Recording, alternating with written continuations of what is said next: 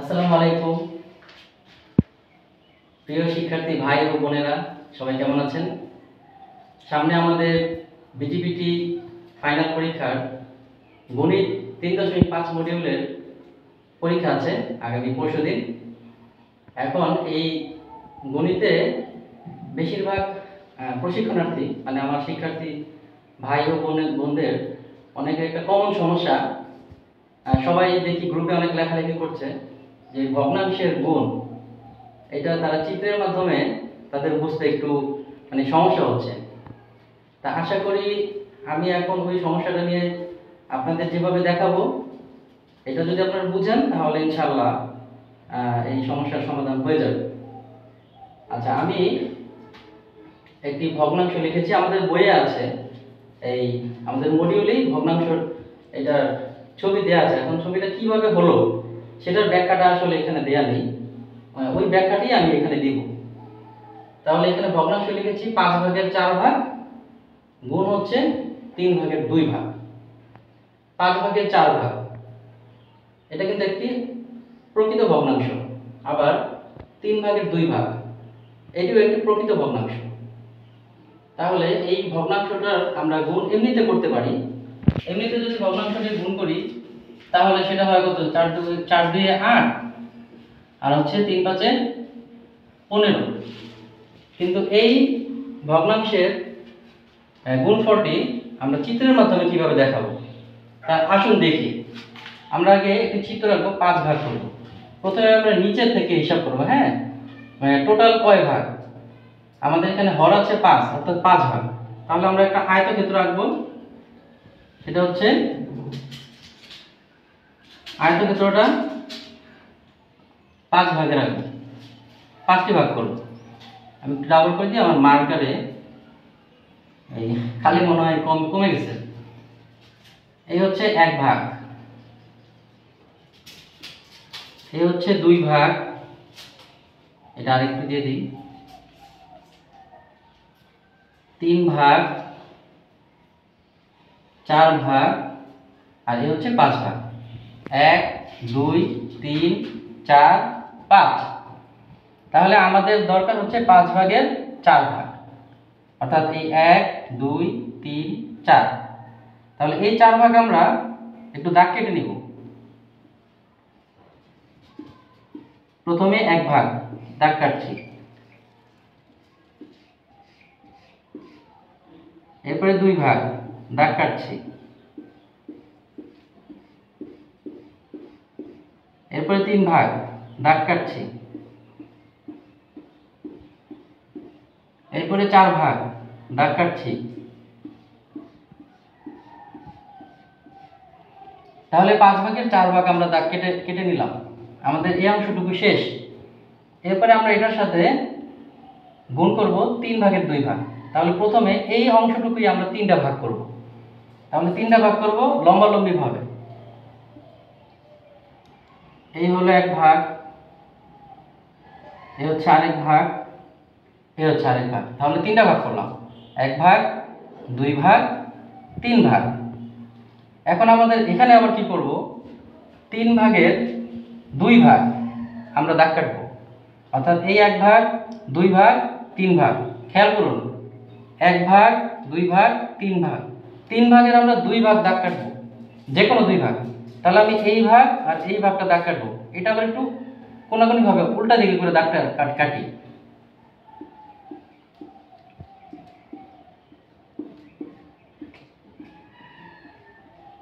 এই যে 2 ভাগ, এক অংশ কাটলাম,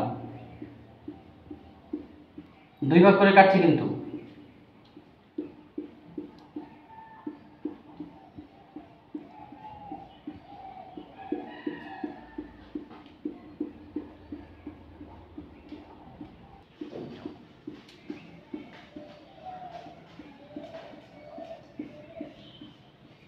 আচ্ছা, তাহলে এখন আমাদের খেয়াল করুন কোন ঘরগুলোতে 2টা করে দাগ আছে। যে ঘরগুলোতে 2টা করে দাগ আছে সেই ঘরগুলোই হচ্ছে আমাদের ফলাফলের অংশ। তাহলে 2টা করে দাগ আছে, সেটাকে আমরা একটা গোল চিহ্ন করে দিই যাতে আমাদের বুঝতে সুবিধা হয়। এই একটা, এই ঘর, 2 ঘর, 3 ঘর, 4 ঘর, 5 ঘর, 6 ঘর, 7 ঘর, 8 ঘর। এই যে 8, এই হচ্ছে উপরের 8, ঠিক আছে। আর টোটাল ঘর হচ্ছে আমাদের কয় ঘর? 1 2 3 4 5 6 7 8 9 10 11 12 13 14 15। এই হচ্ছে আমাদের টোটাল 15 ঘর, অর্থাৎ 15 ঘরের 8 ঘর, 15 ভাগের 8 ভাগ আমরা চিত্রের মাধ্যমে ভগ্নাংশের গুণ প্রকাশ করলাম, ঠিক আছে। আমার মনে হয় এখন থেকে আর এই ভগ্নাংশের গুণে মানে গুণ করতে তেমন কোনো সমস্যা হবে না। মানে এরকম ভগ্নাংশ ছাড়াও অন্য ভগ্নাংশ দিয়ে আপনারা মানে গুণগুলো ট্রাই করতে পারেন।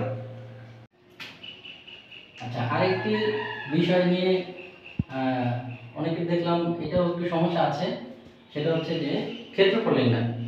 মানে আয়তক্ষেত্র বা বর্গক্ষেত্র এরকম চিত্রের মাধ্যমে দেওয়া থাকবে, এগুলোকে ভাগ করে মানে বিভিন্ন পদ্ধতিতে ক্ষেত্রফল নির্ণয় করার যে প্রক্রিয়াগুলো আসে আর কি পরীক্ষায়। এখন এরকম একটা চিত্র আমাদের বইয়ে দেওয়া আছে, এখন এটার ক্ষেত্রফল নির্ণয়ও দেওয়া আছে সেম, কিন্তু বিষয়টি হচ্ছে মানে ক্ষেত্রফল নির্ণয়টা অনেকে বুঝেননি। আমি চেষ্টা করবো এটা একটু সহজে বুঝিয়ে দেওয়ার। আচ্ছা, এখানে আমাদের যে চিত্রটা, এটাকে আমরা কি করব, এটাকে আমরা ভাগ করে করে মানে ক্ষেত্রফলটা বের করব। প্রথমে এই যে এটা কিন্তু একটা বক্সের মতো লাগতেছে, ঠিক আছে। তাহলে এই বক্সটা যদি আমরা মানে আলাদা আলাদা একটা বক্স হিসেবে বিবেচনা করি, তাহলে দেখুন এই বক্সটির এই পাশে 1 মিটার এবং এই পাশে 1 মিটার। তাহলে এই পাশে 1 মিটার কিভাবে আমরা বের করলাম, যেমন এইখান থেকে এই পর্যন্ত 2 মিটার দেওয়া আছে, তাহলে সেটার অর্ধেক অবশ্যই 1 মিটারই হবে, কারণ বাকিগুলো 1 মিটার 1 মিটার 1 মিটার 3 মিটার আর 2 মিটার 5 মিটার, এই হচ্ছে আমাদের 5 মিটারের হিসাব, ঠিক আছে। আর এখানে 4 মিটারের হিসাব হচ্ছে এই 1 2 3 4, এখানে হচ্ছে এই হচ্ছে 4 মিটারের হিসাব। তাহলে আমরা ধরে নিব যে এই অংশটুকু 1 মিটার এবং এই অংশটুকু 1 মিটার। তাহলে 1 মিটার 1 মিটার হলে এই এতটুকু অংশের মধ্যে ক্ষেত্রফলটা কি হয়, যে আমরা জানি ক্ষেত্রফলের সূত্র কি, দৈর্ঘ্য গুণ প্রস্থ। তাহলে আমরা এটাকে আমরা ধরে নিই প্রথম অংশ। তাহলে প্রথম অংশে দৈর্ঘ্য হচ্ছে 1, প্রস্থ হচ্ছে 1, তাহলে কত হয় 1 বর্গ মিটার। এরপরে আমরা এটাকে এই বক্সটাকে আবার যদি কল্পনা করি আলাদা করে, তাহলে এটা হবে আমাদের দ্বিতীয় অংশ। তাহলে দ্বিতীয় অংশের ক্ষেত্রফলটা কি হবে, দ্বিতীয় অংশে দেখুন এতটুকু হচ্ছে 1 মিটার, আর এখান থেকে এই পর্যন্ত কল্পনা করুন 1, এই পর্যন্ত হচ্ছে 1, তাহলে হচ্ছে কত হয় টোটাল 2 মিটার। তাহলে 2 আর হচ্ছে মানে দৈর্ঘ্য হচ্ছে 2 আর প্রস্থ হচ্ছে 1। তাহলে দ্বিতীয় অংশের ক্ষেত্রফল কিভাবে হবে, দৈর্ঘ্য হচ্ছে 2, প্রস্থ হচ্ছে 1, অর্থাৎ 2 বর্গ মিটার। এরপরে আসি তৃতীয় অংশে। সেম, আমরা এটাকেও আমরা একটা বক্স কল্পনা করে নিব।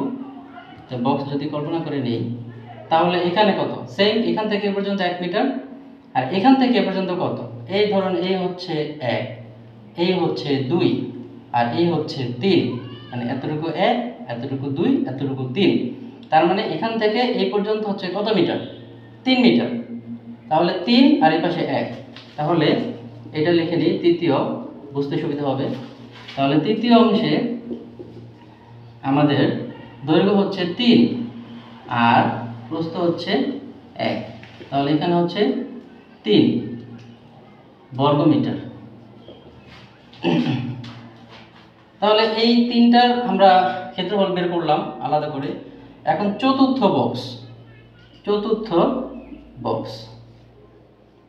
বক্সটা বের করা হচ্ছে খুবই সহজ, কারণ এখানে দুইটা দিকের মানই দেয়া আছে। এখান থেকে এ পর্যন্ত দৈর্ঘ্য দেয়া আছে 4 মিটার, এখান থেকে এ পর্যন্ত দৈর্ঘ্য দেয়া আছে 2 মিটার। তাহলে চতুর্থ অংশের ক্ষেত্রফল হবে দৈর্ঘ্য 4 এবং প্রস্থ হচ্ছে 2, 4 দিয়ে 8 বর্গ মিটার।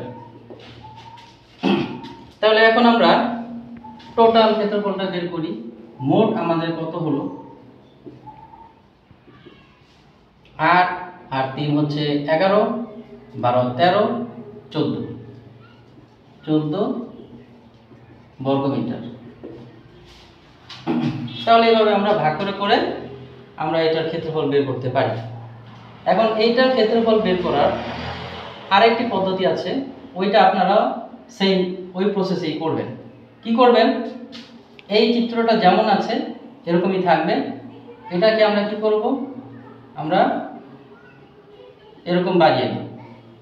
বাড়ানোর পরে এই অংশটুকু এই অংশটুকু এই অংশটুকু আগের মতো করে ক্ষেত্রফল বের করে তারপর পুরোটা থেকে, পুরোটার ক্ষেত্রফল যদি আমরা বিবেচনা করি, পুরোটার ক্ষেত্রফল কত হয়, এখানে 4 এখানে 5, 4 5 20, 20 থেকে এখানে যতটুকু বের করব ওইটা বিয়োগ দিলেই এই 14 বর্গমিটারই বের হবে। Same process. আচ্ছা, তাহলে এখন বইয়ে আমাদের এককে এখানে কিলোমিটার দেয়া আছে, আমি বোঝার সুবিধার্থে মিটার দিলাম। এখানে মিটার, সেন্টিমিটার, কিলোমিটার যাই থাকুক না কেন, ক্ষেত্রফল লেখার সময় কিন্তু আমরা বর্গ মিটার বা বর্গ সেন্টিমিটার বা বর্গ কিলোমিটার এই এককগুলোই আমাদের ব্যবহার করতে হবে, মনে করেন, নাহলে নাম্বার কাটা যাবে। আশা করি আমাদের প্রিয় প্রশিক্ষণার্থী শিক্ষক ভাই বোনেরা আপনারা আপনাদের পরীক্ষা খুব ভালোভাবে দিবেন, এই দোয়াই রইল। ধন্যবাদ সবাই।